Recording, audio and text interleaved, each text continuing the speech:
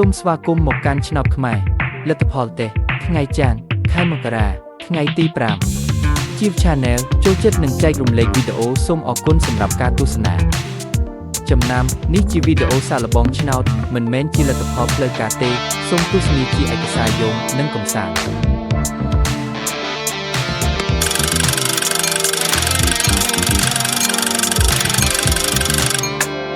រង្វាន់ទី1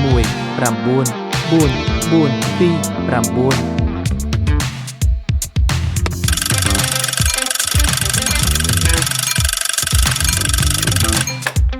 រង្វាន់ទី2 5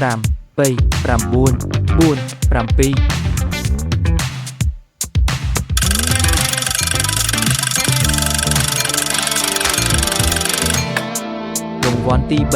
0 9 8 3 2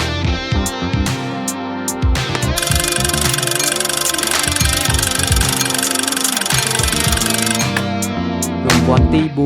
0 4 4 4 5